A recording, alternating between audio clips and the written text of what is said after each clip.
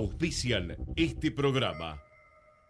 Ante la llegada del frío, es importante protegerse de la gripe. Si estás embarazada, vacunate. Si tu hijo tiene entre 6 y 24 meses, vacunalo.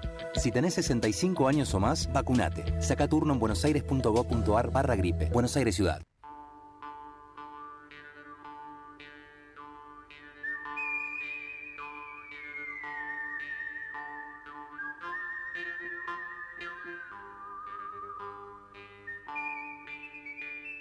Hola a todos, ¿cómo les va? Muy bienvenidos a un nuevo capítulo de Far West, un programa hecho desde el lejano oeste en medio de la crisis del mundo occidental.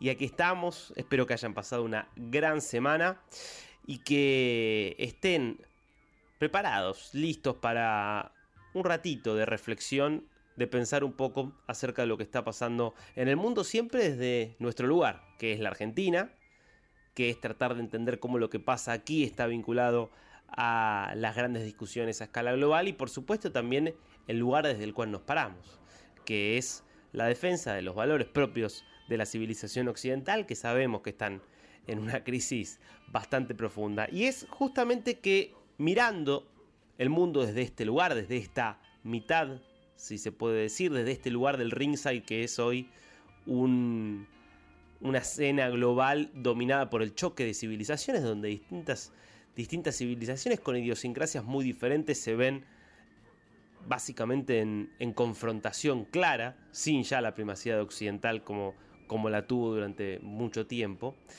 Cómo de este lado del mundo todo gira en torno a Donald Trump, que es una especie de, podríamos decir, de animador de un circo donde todos los demás son monos, leones, elefantes, jirafas, pero todos animalitos que están de alguna manera girando en torno a su juego, con lo que tiene esto de impactante por el poder que despliega Donald Trump, porque realmente hacía mucho tiempo que no veíamos a un presidente de Estados Unidos desplegar al máximo de su potencial el poder que deriva de la situación estratégica, económica, militar en la que se encuentran los Estados Unidos. Y lo vemos también en un ejercicio casi que lúdico, porque hay algo en la forma de entender el poder de Trump que está muy ligado al deporte, al entretenimiento, de modo tal que no se trata solo de ejercer, sino de hacer una exhibición del ejercicio de ese poder. Y vamos a entrar a los grandes hechos que se han producido esta semana precisamente desde ese matiz, desde esa perspectiva, porque hubo un hecho muy simbólico y podríamos decir un escenario muy simbólico donde se tomaron decisiones muy importantes estos días, que fue Escocia. ¿Por qué Escocia? Bueno, porque Donald Trump estuvo del fin de semana pasado y los primeros días de esta semana en Escocia para inaugurar su tercer campo de golf. Y aquí vemos un primer rasgo muy característico del presidente de los Estados Unidos, que es esta estrategia, esta forma en la cual los negocios privados se mezclan, se combinan con el ejercicio de la política de una forma que por momentos es obscena, pero que al mismo tiempo Trump logra sobrellevar con una naturalidad que pasa como si no fuera nada, como si no tuviera ninguna gravedad, como si no tuviera nada de excepcional. Bueno, obviamente aprovechando todo lo que le da ser presidente de Estados Unidos, Trump inaugura entonces un tercer campo de golf en Escocia, donde claramente se siente muy cómodo. Fue el campo de 18 hoyos en Balmedie, es muy cerquita de Aberdeen. Es el nuevo Trump International Golf Links, como se conoce a su serie de campos de golf que tiene distribuidos en distintos lugares del mundo. Y aprovechando eso, tuvo una serie de reuniones muy importantes, donde él estaba fuera de casa y sin embargo era anfitrión. Se vio, por ejemplo, cuando se reunió con Ursula von der Leyen, la presidenta de la Comisión Europea, a quien le arrancó realmente un acuerdo muy beneficioso para Estados Unidos en materia comercial. La Unión Europea iba a tener que pagar una tasa de 30% para ingresar al mercado estadounidense. Ese iba a ser el arancel dispuesto y que iba a empezar a entrar en vigor este 1 de agosto y accede von der Leyen, en nombre de los europeos, a tener que pagar un arancel del 15% para entrar al mercado estadounidense, además de darle otros beneficios a Trump en materia de inversiones y en materia también de abrir aún más el mercado europeo a los productos estadounidenses. Un acuerdo que para, por ejemplo, François Bayrou, que es el primer ministro de Francia, marca una claudicación y el ingreso a una etapa oscura de Europa. Esto señalando las internas y las divisiones que generó este entendimiento, pero que para muchos era el único acuerdo posible, porque la Unión Europea no tiene la posibilidad de irse hacia China, por ejemplo, de reemplazar a Estados Unidos con China, porque, bueno, por razones geopolíticas, porque también ve a China como una amenaza, porque necesita del apoyo militar de Estados Unidos para lidiar con la amenaza mucho más importante que China, que es la amenaza que representa la Rusia de Vladimir Putin. Y entonces, de alguna manera, está resignada Europa a tener que ceder ante las presiones de Donald Trump, y por eso termina llegando a ese acuerdo. Ahora es parte también de la crisis del liderazgo, ¿no? De una Europa a la que vamos a volver cuando hablemos de la situación en Medio Oriente, donde también ha tenido un papel destacado en estos días el viejo continente. Ahora, es evidente que ese modelo de concertación, ese modelo de apertura, ese modelo de la diplomacia en el centro de la escena, ese modelo de básicamente de cierta disolución de los liderazgos y de los estados nacionales para que todo quede resuelto en una gran burocracia que es la que toma todas las decisiones, es un modelo que está en una crisis absoluta en este mundo. Funcionó muy bien en las reglas de la sociedad global que se perfilaba en los años 90 y los primeros 2000, pero hoy, en este mundo en crisis, en este mundo cada vez más confrontativo, cada vez más asertivo, un bloque de 27 países con idiosincrasias e ideas tan diferentes se está volviendo muy problemático y está haciendo que Europa pierda a pasos acelerados incidencia en el mundo. Pero hay también razones propias de cada país europeo que también están detrás de esto. Razones incluso culturales. Vamos a hablar de esto, insisto, en unos minutos si me tienen paciencia. Pero vuelvo a Donald Trump, que después de tener esa reunión con von der Leyen hace algo aún más curioso, que es ser anfitrión en Gran Bretaña del primer ministro británico. Eso yo nunca lo vi. Fue en el campo que tiene en Turnberry, otro de los campos que tiene allí en Escocia, y allí recibió a Keir Starmer. Hablaron de la situación en Gaza, hablaron de varios temas más. Después justamente se vio un contrapunto entre Trump y Starmer respecto al tema Gaza, al que ahora me voy a referir.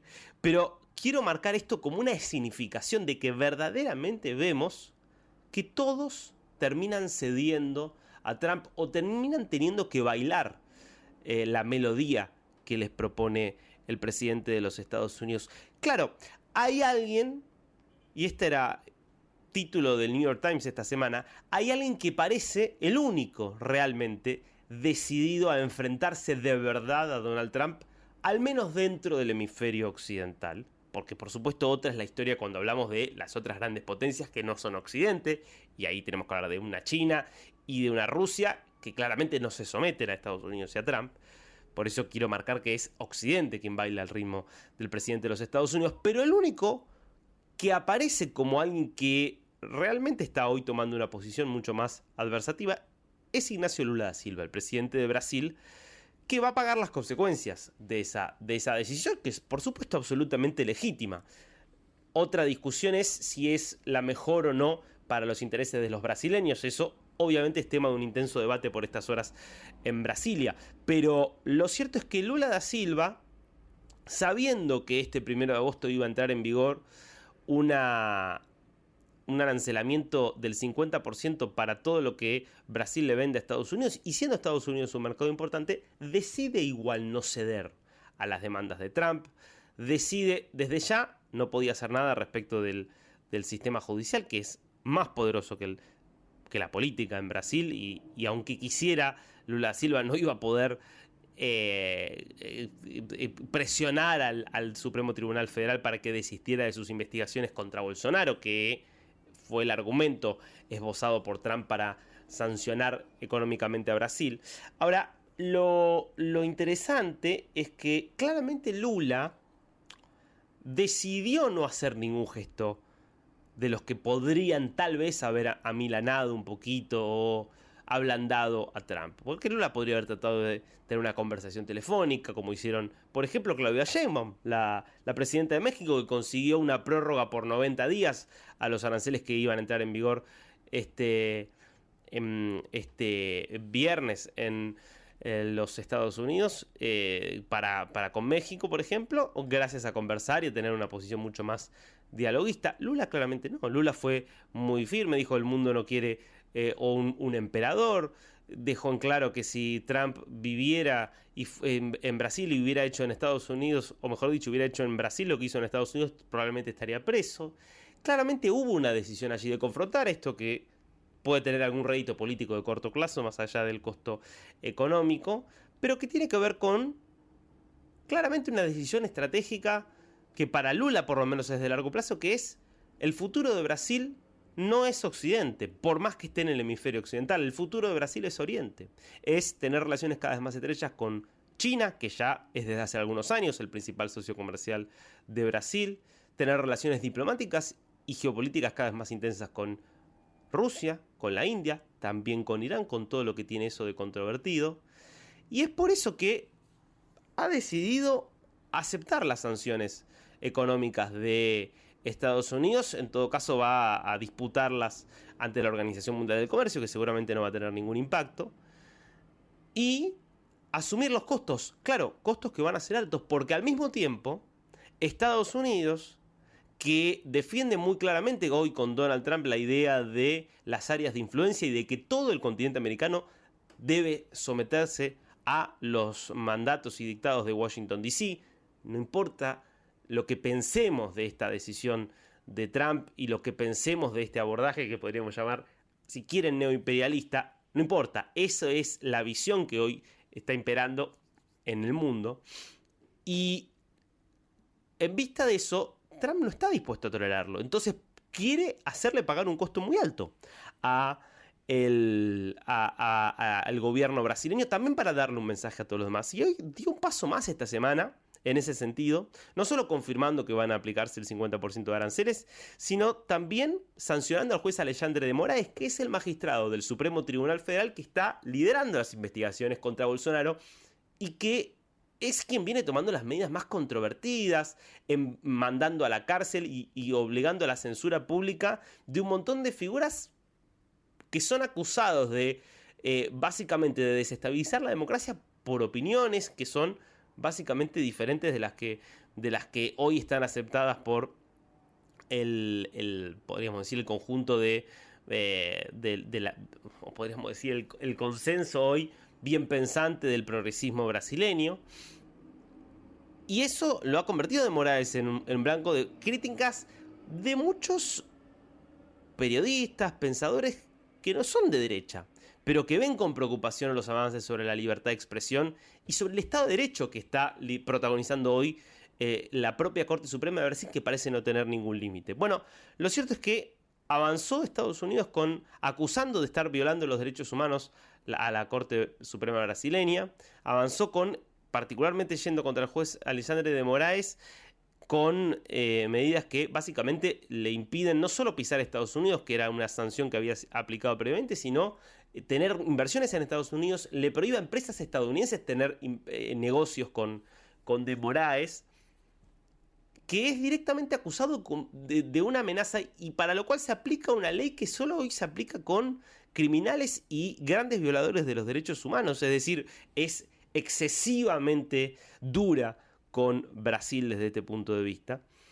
Pero es claro que aquí el mensaje es: no vamos a tolerar, o por lo menos vamos a hacer pagar muy caro que haya dentro del hemisferio, dentro de nuestra área de influencia, un país que quiera ir por un rumbo diferente. Claro, esto, pero que al mismo tiempo se hace con pragmatismo. Un Trump que está claro que quiere preservar ciertos intereses económicos de Estados Unidos y que sabe que estas políticas arancelarias, si no tienen ciertos amortiguadores, pueden golpear mucho a la economía estadounidense. Y eso explica que haya un asterisco muy importante en los aranceles que van a entrar en vigor para con Brasil. Y es que hay cerca de 700 productos que representan casi un 40% de lo que Brasil le vende a Estados Unidos que quedaron exceptuados de los aranceles. Y eso incluye, por ejemplo, toda la industria aeronáutica, que es la joya de la industria brasileña, todo el complejo de Embraer, que está íntimamente ligado en materia corporativa con Boeing. Y fue algo que Donald Trump no quiso afectar. Entonces, eso explica también que vaya a haber un impacto económico sobre la economía brasileña, pero que sea un impacto menor al que podría haber sido. Razón por la cual el Bovespa, que es el índice bursátil de referencia en Brasil, tuvo, incluso cuando se anunciaron la medida, un leve repunte, luego bajó, pero quiero decir, se ha movido en niveles de bastante alivio, básicamente porque se considera que no va a ser el peor de los escenarios posibles, aún siendo un mal escenario. Ahora, eso marca hoy un Estados Unidos muy metido en América Latina, mucho más metido que en cualquier otro momento, yo te diría, de los últimos 20 o 30 años. ¿Por qué? Y porque está muy convencido Trump de esta idea de que tiene que afianzar su liderazgo en toda la región, que había sido durante muchos años olvidada. Entonces eso explica que, por ejemplo, también hayan mirado con mucha atención lo que pasaba en Colombia. Históricamente, Brasil y Colombia son los dos principales interlocutores de Estados Unidos en Sudamérica. Y en Colombia hubo esta semana un fallo contra Álvaro Uribe Vélez, que había sido el gran aliado de los Estados Unidos en Colombia, probablemente el presidente más importante que tuvo Colombia en los últimos 50 años, es el presidente que entre el año 2002 y 2010 realmente diezmó a las organizaciones armadas, que redujo fuertemente la presencia del narcoterrorismo, que desarmó a los paramilitares también, y que fue condenado en un fallo que muchos creen que tiene un alto contenido de ideología y de cercanía hoy con las ideas que pregona el presidente Gustavo Petro, que fue condenado básicamente por soborno y por manipulación de testigos en una causa que le inició el senador de izquierda, Iván Cepeda, que lo acusó en su momento de haber manipulado testigos para que declararan en contra suya en una denuncia que Uribe le había iniciado a Cepeda, pero que le termina dando vuelta al expresidente. Bueno, Estados Unidos se mete directamente en este fallo y a través de Marco Rubio dice: este es un fallo ilegítimo de una jueza radical de izquierda y es una señal muy peligrosa. Bueno, un Estados Unidos que, por ejemplo, viene de reducirle el apoyo a la mitad del apoyo financiero que le da a Colombia en materia de seguridad y de materia básicamente de asistencia para cuestiones sociales. Algo impensable en otro momento por la cercanía de la relación entre Estados Unidos y Colombia. Pero claro, hoy hay en Colombia un gobierno que también coquetea cada vez más con ir en contra del eje occidental y que está cada vez más cerca de Maduro, porque viene de firmar con Maduro un acuerdo de cooperación bilateral que crea una zona binacional en la frontera, que es una de las fronteras más porosas y peligrosas del mundo hoy, que es la frontera del narcotráfico, la frontera en la que se mueven los grupos como el Ejército de Liberación Nacional, como las disidencias de la FARC, que son aliados del régimen de Maduro y que, bueno, la cocaína, que está en niveles de producción récord en Colombia, esto fue el resultado de un informe de la ONU de hace algunas semanas, que está en niveles récord, entre otras cosas porque hubo una decisión del gobierno de Petro de dejar de controlar, y lo que estamos viendo es que esa cocaína después termina saliendo al mundo a través de Venezuela por esa misma frontera porosa,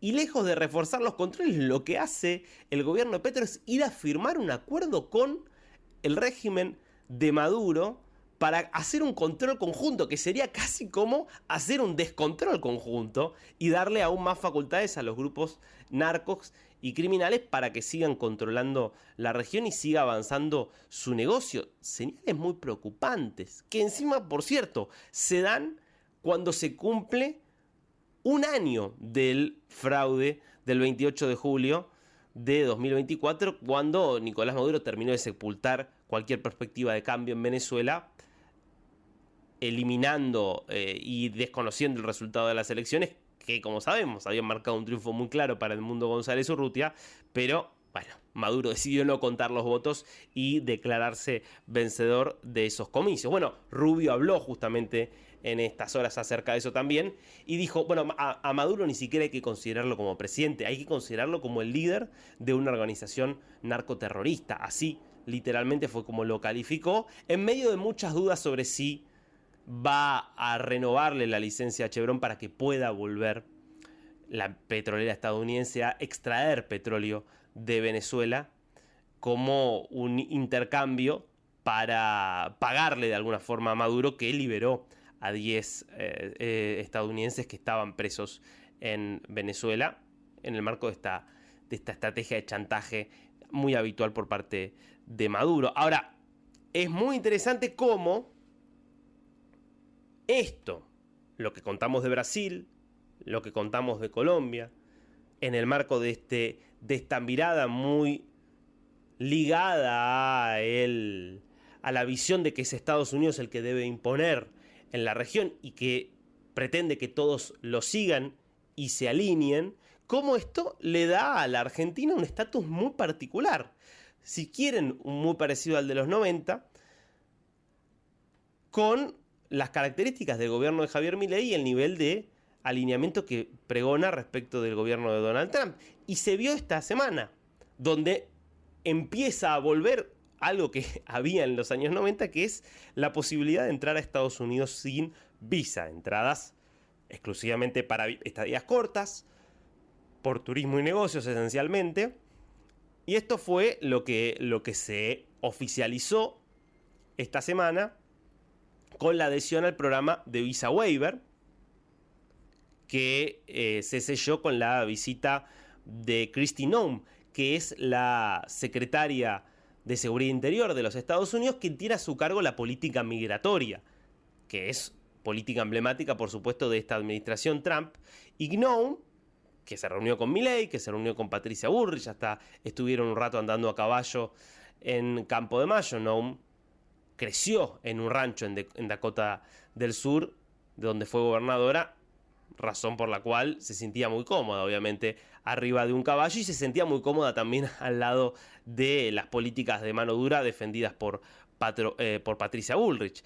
Y dejó también un mensaje muy en claro al, básicamente, darle luz verde a este acuerdo por el cual la Argentina va a tratar de cumplir con los requisitos para poder ingresar a este programa de Visa Waiver, que le permitiría a los argentinos, a través del sistema ESTA, completando un formulario online, poder conseguir el permiso para entrar a los Estados Unidos de forma mucho más ágil y económica que sacando la visa. Esto igual, en todo caso, se cumpliría, si están todos los requisitos dados, se daría recién el año que viene y quizás haya que esperar un poco más también, con lo cual ahí algunas dudas para por lo menos tener cierta cautela. Pero lo interesante es cómo Estados Unidos sí ve esta idea de, bueno, premiar de alguna forma a la Argentina por el alineamiento de Milei, de quien Kristi Noem dijo algo también interesante. Bajo el liderazgo de Milei, Argentina se está convirtiendo en un aliado aún más fuerte de Estados Unidos. Recalca esto, Noem. Recalca que, como con Milei Argentina quiere congraciarse con Estados Unidos le devuelve la gentileza, por ejemplo, haciendo esta concesión que hoy solo en América Latina la tiene Chile y que a nivel mundial son poco más de 40 países quienes la tienen. Bueno, es parte de lo que está ocurriendo en este mundo que, insisto, se mueve un poquitito al calor de Donald Trump. Un Donald Trump que sigue obsesionado con Medio Oriente, que sigue obsesionado con terminar con esa guerra y que por eso envió también esta semana a Steve Witkoff, su enviado para cuestiones de Medio Oriente y cuestiones, yo te diría, de alta complejidad diplomática, a Israel. Allí lo envió a Witkoff para reunirse con el primer ministro Netanyahu. Hablando de aliados de Milei, ¿no? y de Estados Unidos. Un Netanyahu que ya está todo encaminado para que en septiembre pueda venir de visita a la Argentina para devolverle de esta forma la visita de Estado que recibió, que pudo hacer Milei en junio, donde fue recibido con todos los honores allí en Israel. Pero vuelvo al encuentro con Witkoff, donde obviamente Donald Trump públicamente sigue apoyando a Israel en esta guerra que ya ha cumplido más de 665 días, pero por lo bajo también está presionando porque quiere que haya un acuerdo lo antes posible con Hamás. Claro, la situación actual, y lo comentábamos la semana pasada, donde hay una situación humanitaria verdaderamente catastrófica en Gaza, donde hay cada vez más señales de hambre, donde hay cada vez más civiles que mueren sin que esto esté asociado a avances militares o a victorias militares de Israel. Esto está haciendo que haya una presión internacional como nunca hubo sobre Israel, y fíjense que esto genera obviamente que Estados Unidos quiera también presionar más a Israel para que llegue a una negociación. Ahora, mientras esto sucede, Europa continúa con su misma sintonía de, bueno, tomar decisiones que son un poco desconcertantes, según intereses que no está claro cuáles son, o por lo menos parece un continente que todavía no tiene muy en claro cómo defender sus propios intereses, porque justamente a propósito de la cuestión Gaza, lo que están haciendo hoy los líderes europeos es decir, vamos a reconocer un Estado palestino. Esa es la respuesta a la crisis, es decir, presionar a Israel diciendo reconocemos el Estado palestino en la cumbre que se va a hacer de la Asamblea General de las Naciones Unidas en septiembre. Fue Macron el primero en plantearlo, esta semana fue Keir Starmer. Bueno, le respondió Marco Rubio, el secretario de Estado, diciéndole, está premiando a Hamás, en definitiva, porque si no reconocieron el Estado palestino antes, ¿lo reconocen después del ataque del 7 de octubre? Por otro lado, si uno reconoce un Estado, tiene que plantear que quienes están pidiendo el reconocimiento de ese Estado sean los que lo lleven adelante, porque si no es una cuestión puramente declarativa, testimonial. ¿Quiénes serían los que llevarían adelante el Estado palestino? Bueno, en Gaza, hasta hace muy poquito, quienes manejaban la situación era Hamás.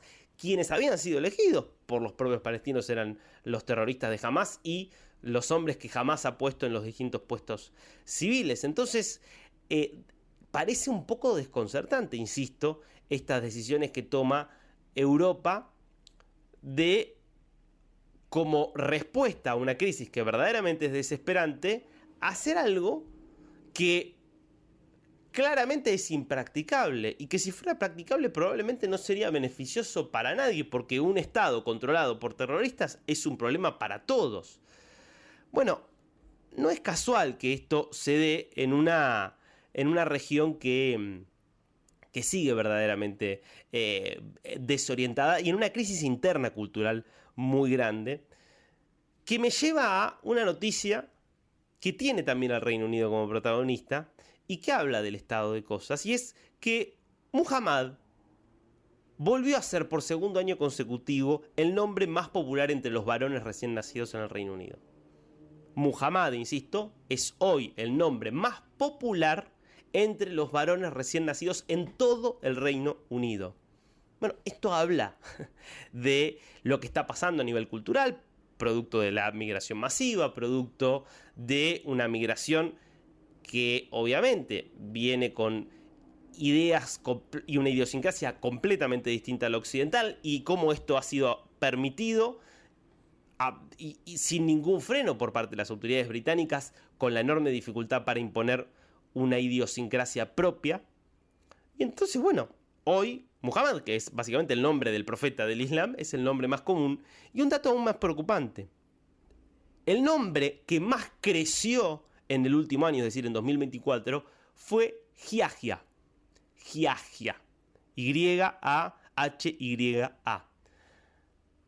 ¿Saben quién se llamaba Yahya? El líder de Hamás, Yahya Sinwar. El líder que fue el cerebro de los ataques del 7 de octubre y que fue abatido por soldados israelíes el año pasado en Gaza. Justamente el mismo año en el que Yahya Sinwar murió por el ataque israelí, se convierte en el nombre más popular y que más, no el más popular, sino el que más creció respecto del año pasado. A mí me van a querer convencer de que no tiene que ver con un homenaje a Sinwar. Vamos.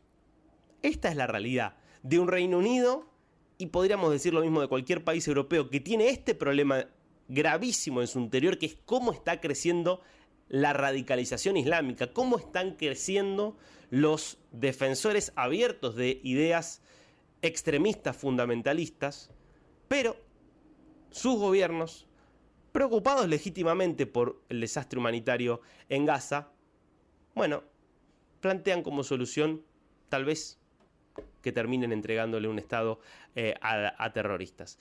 Difícilmente por este camino terminen fortaleciéndose la posición de los europeos y la posición de Occidente. Bueno, son situaciones dramáticas que se están viviendo en este momento en distintos lugares del mundo y que nos muestran una y otra vez que Occidente ha perdido la brújula.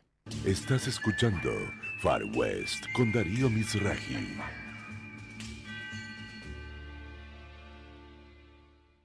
Ecomedios.com AM1220. Estamos con vos. Estamos en vos. Podés vernos en vivo en ecomedios.com. Ecomedios.com. Contenidos audiovisuales. Conectate con nosotros. eco@ecomedios.com. Estás escuchando Far West con Darío Mizrahi.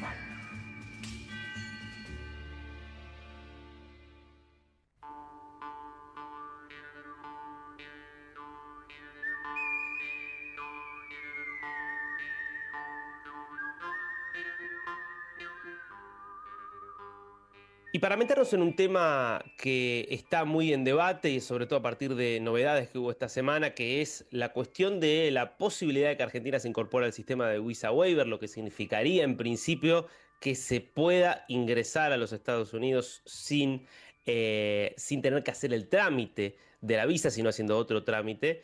Esto obviamente en caso de que se termine Argentina pudiendo reunir los requisitos, lo cual va a llevar un tiempo, pero con eso en mente vamos a tener la posibilidad de conversar con Santiago Fidanza, que es abogado experto en derecho migratorio y que nos va a ayudar un poquito a entender. ¿Cómo estás, Santiago? Un placer saludarte. Un placer, Darío. Un gusto, gracias por la invitación. Bueno, a ver, si quisiera arrancar preguntándote por el programa en general al cual Argentina ha aplicado esta semana. ¿Qué nos podés contar de cómo funciona? Y después nos metemos por ahí en algunos detalles más, pero en principio se habla de programa de visa waiver. ¿Qué significa? ¿Qué implica? Ok, el nombre técnico es Visa Waiver Program, ok.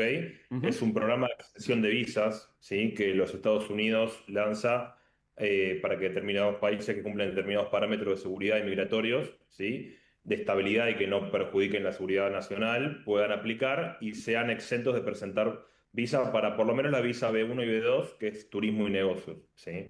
Es, digamos, una suerte de compromiso bilateral en las materias que ya mencioné antes entre Estados Unidos y estos países que son seleccionados o que forman parte del programa, donde se hace determinado intercambio de información, cumple determinados parámetros. Entonces, los ciudadanos de esos países no tienen que, digamos, ir a la embajada o consulado según corresponda a tramitar la visa para entrar. Bien. Argentina formó parte de este programa hasta el año 2002. Esto fue creo del 96 al 2002, en medio de la crisis y situaciones también externas a la Argentina. Argentina deja de formar parte de ese programa. ¿Sería lo Sí. mismo a lo que fue? ¿Cambió?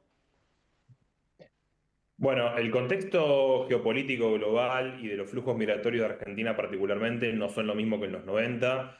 Sí, lo que se puede llegar a decir es que Argentina dejó de formar parte porque dejó de cumplir con criterios, digamos, mínimos exigidos por la normativa estadounidense, uno de los cuales puede llegar a ser, digamos, porque es el más fundamental, es digamos, la tasa de argentinos que a partir de la crisis del 2001-2002 emigraron a los Estados Unidos para directamente radicarse ahí de forma más permanente que transitoria solamente por turismo negocios, ¿sí?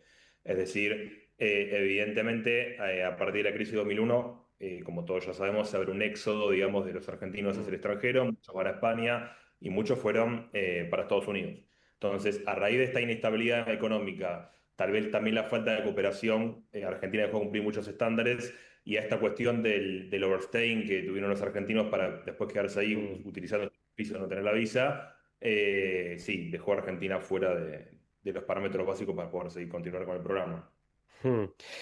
Y si nosotros miramos esos parámetros, hoy se habla, por ejemplo, de la tasa de rechazo a solicitudes de visado, por ejemplo, creo que tiene que estar por debajo del 3%. Argentina en muchos años venía por debajo del 3%. Ahora viene de 2 años donde, si no estoy mal con los datos, ha estado en torno al 8% de rechazo. ¿Eso cómo impacta?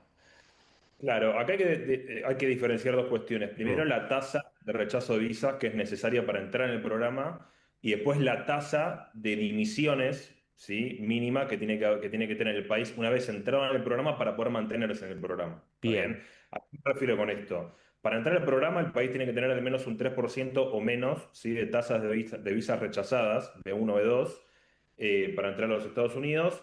Y para mantenerse en el programa tiene que estar entre el 2%, perdón, es menos del 3,5% de las personas que llegan, ¿sí? Al Customs and Borders de Estados Unidos, no tienen que ser rechazadas. ¿Está bien? Mm. Es decir, Argentina continuaría eventualmente en el programa si consigue no tener una tasa de rechazo menor al 3,5%. ¿Sí?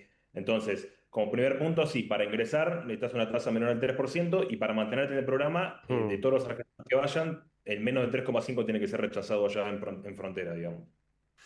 Bien, ahora yendo a el primer ítem, el ítem necesario para ingresar. Sí.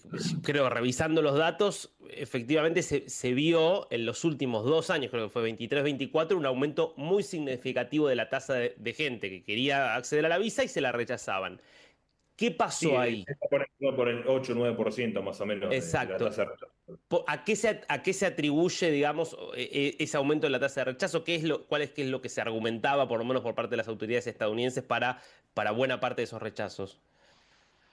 Los rechazos fundamentalmente son por no cumplir con los criterios mínimos para poder ser turista en los Estados Unidos, que como cualquier país del mundo en general, solo que ahí está bastante mejor definidos los parámetros en la ley, Mm. es no cumplir con los criterios de esparcimiento ni negocios, ¿sí? Es decir, la persona cuando llega, ¿sí? Y la autoridad migratoria hace el control en frontera, ¿sí?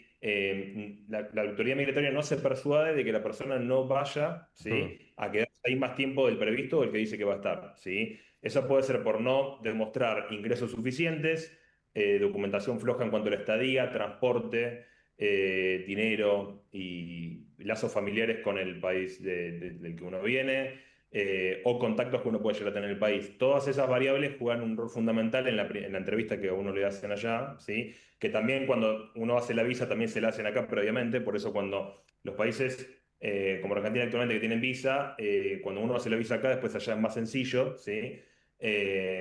Pero en general la tasa de rechazo tiene que ver con esta cuestión de no poder persuadir al oficial migratorio o consular, ¿sí? Que corresponda, de que uno va a ser efectivamente un turista, ¿sí? Y eso puede deberse a los parámetros que te mencioné, o por no tener Mm. lazos familiares acá, o por no tener un trabajo estable, no poder especificar cuando uno llega a los Estados Unidos dónde se va a quedar, tener poco dinero, cosas contradictorias con un viaje Mm. de placer o negocio como establece la ley de Estados Unidos. Y en tu experiencia, en tus sensaciones, en la información que tenés, porque son obviamente cuestiones que no están en las estadísticas, ese aumento tan marcado en la tasa de rechazo, ¿cuánto se debió a cuestiones propias de la Argentina? Pongámosle más crisis económica, entonces menos gente que puede justificar sus ingresos, por ejemplo, y cuánto a un Estados Unidos endureciendo también los controles en vista de la propia crisis migratoria que básicamente se desató en los últimos 3 años, digamos, cuando de alguna manera Estados Unidos empezó a apretar las clavijas, digo esto incluso antes de la llegada de Trump. Y yo creo que es un mix de Mm. factores que tienen que ver con el cambio de administración. Tengamos en cuenta que la administración democrática incluso tenía mucho más waivers, que eran, digamos, son mucho más exenciones que las que después el gobierno de Trump quitó, cuestiones de asilo, cuestiones de trabajadores temporarios. Es como, eso tuvo mucho que ver en esta cuestión del endurecimiento y de los criterios migratorios Mm. con este cambio de administración. Y sí, por supuesto, hay un cambio también en la percepción de los argentinos que aumentó digamos, la tasa de argentinos que quieren emigrar al exterior y Estados Mm. Unidos es uno de los países elegidos, digamos. Mm. Yo creo que tiene que ver un poco, es un mix de factores en general, ¿sí? Que tiene que ver con eso. Yo creo que es más el endurecimiento de los criterios migratorios de Estados Unidos que los argentinos que deciden emigrar por razones no transitorias, es decir, permanentes. Pero sí, todo tiene que ver un poco con todo, digamos. ¿Y qué pasó en estos últimos años respecto de algo que en principio quedaría por fuera de este programa, o que a lo que no apunta este programa, que son las visas de trabajo? La gente que quiere ir con la intención expresa de trabajar y de tener allí una oportunidad. ¿Qué está, digamos, están aceptando ese tipo de visados? ¿También se endurecieron los criterios allí?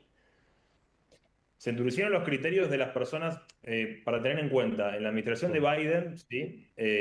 Hubieron muchas exenciones para personas que llegaron, por ejemplo, de diversos países que están en crisis humanitarias, como ser Venezuela y demás. Se les concedieron diferentes exenciones, ¿sí? Por pedido de asilo y les han dado permiso de trabajo y demás.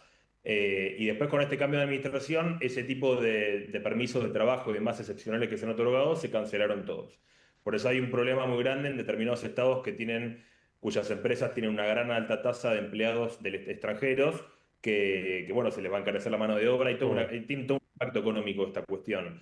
Pero en Sí, general, todo el sector agrícola y la construcción, por ejemplo, para dar un claro, por ejemplo. ejemplo, ese es un punto fundamental, que aumentan los costos de la mano de obra por esta cuestión de no poder contar con la mano de obra extranjera o que, bueno, el mercado se modifica en cuanto a la oferta y demanda y después obviamente los precios de la mano de obra suben, ya no te quedan extranjeros o te queda mano de obra más calificada, hay todo un tema con eso. Eso es análisis económico del derecho migratorio. Sí. En lo que respecta a la Argentina no se ha modificado mucho porque Argentina no ha tenido un perfil, ¿sí? De justamente de ciudadanos que van con estos permisos de emergencia o excepcionales a raíz de una crisis humanitaria.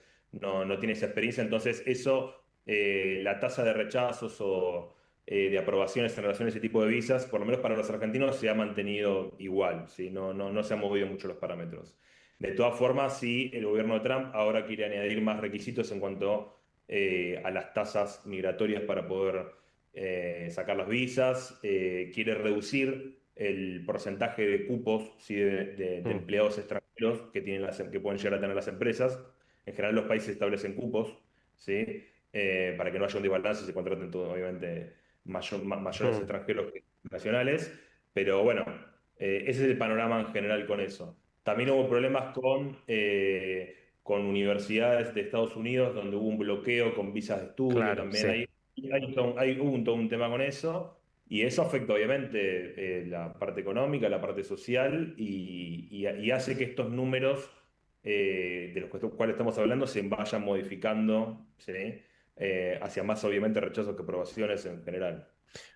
Vuelvo al tema de la aplicación que ha hecho Argentina para ingresar a este programa. Hablábamos los criterios en términos de rechazo de visa, después decía, bueno, los criterios para que justamente no haya violaciones para la gente que ya tiene la visa.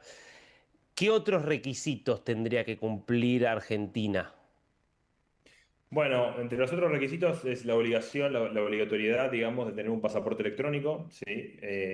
Argentina ya lo tiene, digamos que es Mm, la introducción de los datos biométricos de la persona. Datos biométricos son huellas dactilares y también es, digamos, una fotografía de uno, datos faciales y puntos biométricos. Introducción del pasaporte en un chip que está dentro del pasaporte, ¿sí? ujú. Entonces, después, cuando uno llega al país de destino, digamos, la autoridad migratoria puede tener acceso, digamos, a los datos que contiene ese chip, ¿sí? Eso aumenta mucho la seguridad y el transporte en general y el traslado de personas de forma transitoria o permanente en el mundo, ¿sí? Ese es uno de los requisitos. Después, otro requisito es suscribir determinados acuerdos, ¿sí? Bilaterales con Estados Unidos al respecto de intercambio de información, cuestiones de antiterrorismo, cibercrimen y demás que Argentina va a tener que suscribir y endurecer, ¿sí? Para hacer fuerte control migratorio y de seguridad acá y compartir esa información con Estados Unidos. Otra cosa importante es una vez que Estados Unidos hace un procedimiento de expulsión o de dimisión en frontera de cualquier argentino, que la autoridad administrativa argentina, digamos, esté dispuesto a colaborar contra aquellos argentinos que son expulsados o dimitidos, ¿sí? Porque acá entra una cuestión bilateral de que el país por ejemplo, un argentino que es expulsado allá, tranquilamente el Estado argentino podría rechazar que el argentino vuelva y volverlo a mandar para allá. Que no ocurran ese tipo de contracciones y que faciliten, ¿sí? Porque alguien se tiene que hacer cargo de esos costos, ¿sí? El costo de vuelo de traer a esas personas, facilitar esas deportaciones eventuales de los argentinos y demás. Esos son los criterios principales entre migratorios y de seguridad que son los más importantes. Y sobre todo, previo a ser aceptado, entrar en una suerte de monitoreo por parte de Estados Unidos, donde Argentina reduzca esa tasa de rechazos, Claro. primero para, obviamente, de las visas B1, B2, que actualmente está entre 8 y el 9, como hablamos. Hmm.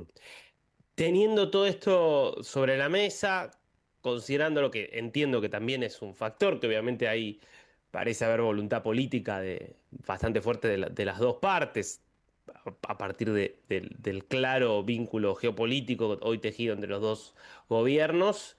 eh, ¿Sos optimista respecto de que esto se puede implementar? ¿Ves que algunos obstáculos por ahí son difíciles de sortear?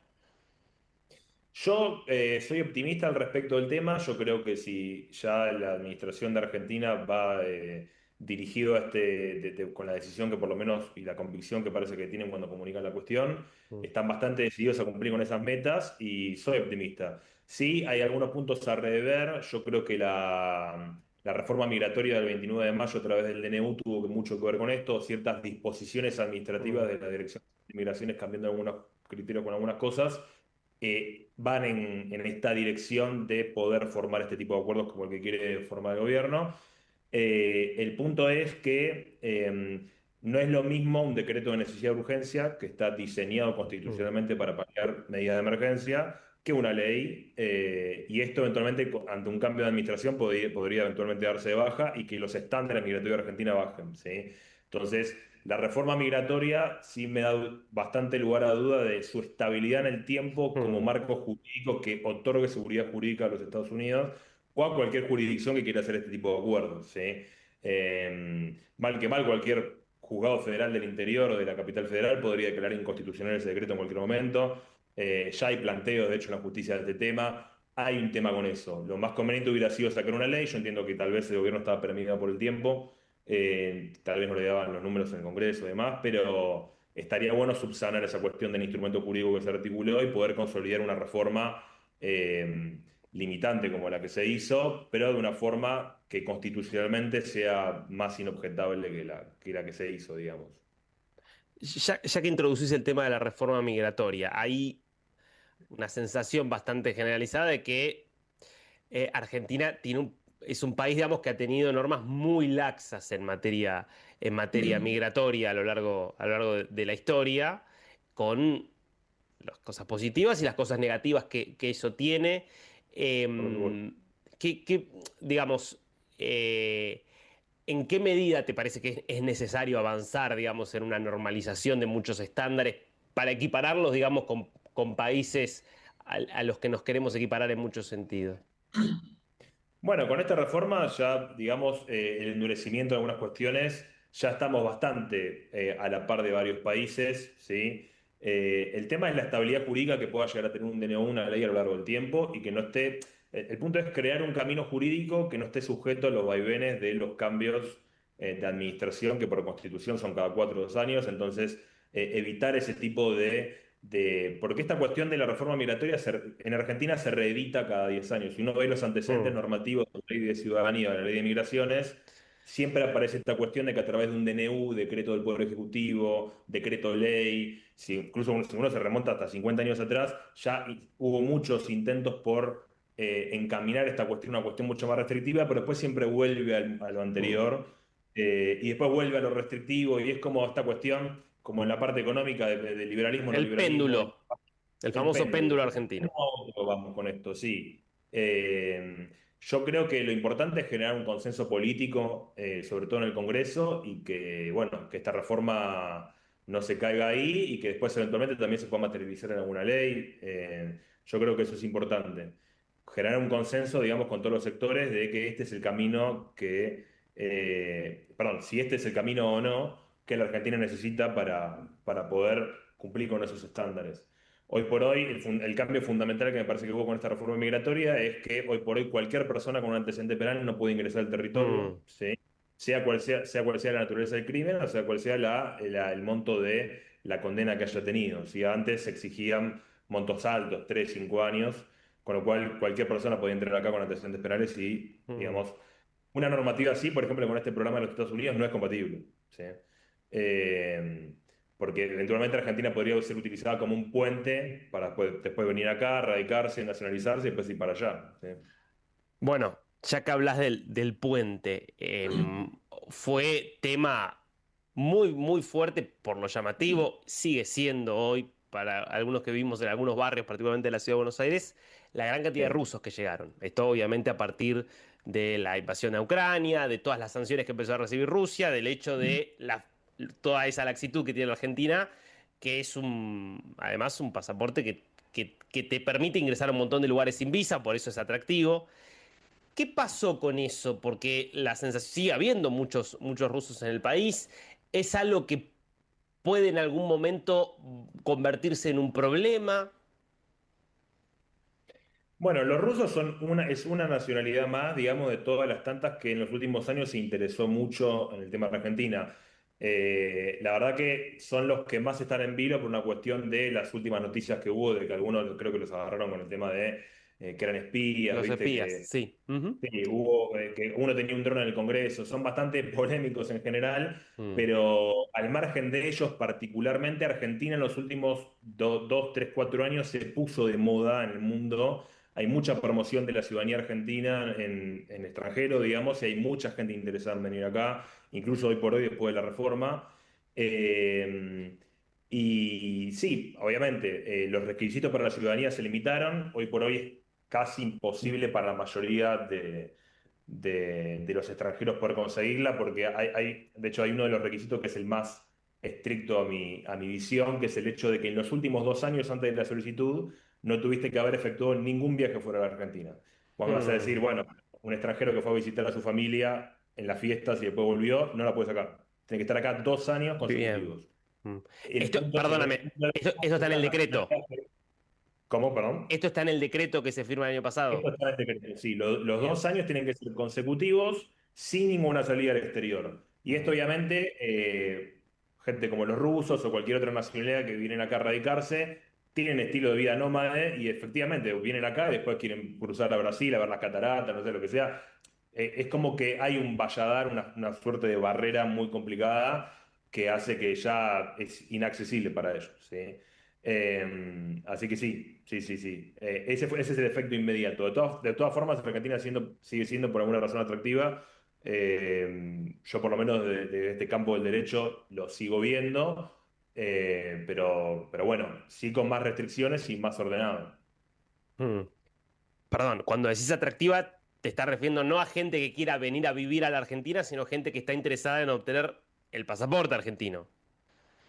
Hay de todo. Las Mm, convicciones reales de cada persona son individuales. obvio. Alguien llegar a venir transitoriamente y después se da cuenta que le interesa el país y se quiere quedar. Hay gente que viene para radicarse y quedarse por vida y ya tiene la decisión tomada de antemano. Es algo que son proyectos de vida de cada inmigrante particular. Yo creo que no habría que generalizar mucho con eso, por una cuestión de que, por ejemplo, hoy por hoy, incluso después de la reforma, siguen viendo personas de la nacionalidad rusa y o de muchas otras, y se siguen quedando acá. Por alguna razón, siguen viendo a Argentina un lugar atractivo para quedarse, Mm. evidentemente, más allá del pasaporte. Pero sí Santiago, hay de todo. sí. Te hago una última pregunta, agradeciéndote de vuelta por tu tiempo. No, por favor. ¿Qué, contame en la medida de lo que quieras y te sientas cómodo respecto de esto, te voy a preguntar, pero tus clientes, las consultas que vos recibís, ¿qué gente en Sí. general que se quiere ir afuera? ¿Son inmigrantes que están aquí? ¿Tienen alguna cuestión de estatus migratorio? ¿Qué perfil, digamos, consulta hoy un abogado migratorio en la Argentina? Para no, si quieres personalizarlo en vos. Ok, hay de todo. Cuando te digo que hay de todo, hay de todo. Vos tenés personas, por ejemplo, estadounidenses Mm, retirados, ¿sí? Que, por ejemplo, cobran una jubilación en Estados Unidos que no es lo suficientemente alta como para vivir ahí. De Canadá también hay mucho. Que quizá quieren venir acá y cobran, no sé, entre 2.000 y 3.000 dólares por mes, ¿sí? que quizá en esos países, en Toronto no puede vivir con $3.000, Claro. digamos, es imposible. Acá sí puede vivir. Hay mucho de eso. Muchas personas de Europa que están evidentemente aterrorizados con los flujos migratorios que hay ahí en este momento y que quieren venir para acá. También hay mucha consulta de Medio Oriente porque son países que claramente son inviables y que, por ejemplo, no sé, gente que le quiere dar una mayor oportunidad a su familia de Bangladesh, Pakistán y un montón de países que están interesados en realmente venir acá y les gusta, les gusta mucho. Justo Bangladesh es un tema particular, no sé si te acordás con el Sí, Mundial. sí, claro, vínculo por el fútbol, atrás del Ahí fútbol, ya muy aparte, fuerte. ya. Ujú. Pero hay de todos lados, hay mucha gente también del mundo asiático preguntando, gente de China que quiere venir a hacer negocios, abrir una empresa, hay de todo. Mucha gente hypeada con este gobierno también, que Mirá, quiere abrir e invertir acá. Eso es importante también porque hoy por hoy, lamentablemente, lo que son las visas y residencias por inversión en Argentina no están trabajando bien. ¿Sí? hubo un Hoy por anuncio hoy. en estas horas respecto de ese tema, no sé Sí, si... eso fue el decreto reglamentario de Mm, la ciudadanía por inversión que introdujo este nuevo decreto. mm. Pero, más allá de la ciudadanía, hay una visa y una residencia que no tienen que ver con la ciudadanía por inversión, que hace años en la Argentina que no funcionan bien. Y te digo que como abogado migratorio me han llegado consultas incluso de Japón, quiero abrirme una empresa en Argentina, quiero abrir un negocio, me quiero radicar, y la respuesta es, migración no te abre el trámite. Mirá Así vos. que esto es algo que de lo que nadie habla, uno dice, bueno, que el RI, que esto, que lo otro, pero el pequeño y mediano inversor que quiere venir a radicarse e invertir en Argentina no lo puede hacer a través de este canal. Bueno, Pero bueno, teléfono para Sturzenegger con ese tema. te mandé un mail Mirá, hace una semana, no me lo contestaron, pero bueno, le dije, preocupación porque hay gente que quiere venir a invertir y no se puede hacer, no se puede iniciar este trámite ni en migración, ni en los consulados, ni en las embajadas argentinas, no te dan pelota. Es todo un tema. Pero bueno, al margen de eso, la verdad que consultas hay de todo, pero hay mucha gente interesada. Nosotros recibimos consultas todos los días de todo el lado del mundo. qué interesante, qué interesante. Santiago Fidanza, realmente un placer, ¿eh? Muchísimas gracias por este tiempo, te mando un abrazo. No, por favor, Darío, gracias por la invitación y bueno, espero que haya servido. Sin dudas. Auspiciaron este programa. Ante la llegada del frío, es importante protegerse de la gripe. Si estás embarazada, vacunate. Si tu hijo tiene entre 6 y 24 meses, vacunalo. Si tenés 65 años o más, vacunate. Saca turno en buenosaires.gov.ar/gripe. Buenos Aires Ciudad.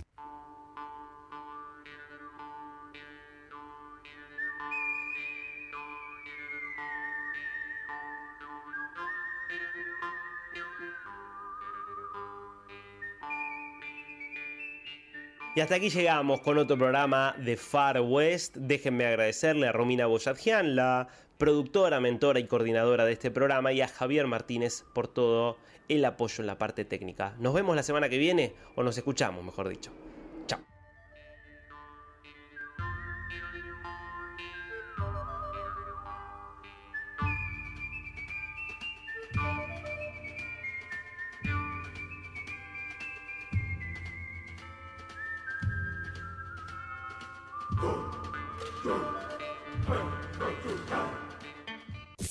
Desde Buenos Aires, transmite LRI 224, AM 1220, Ecomedios,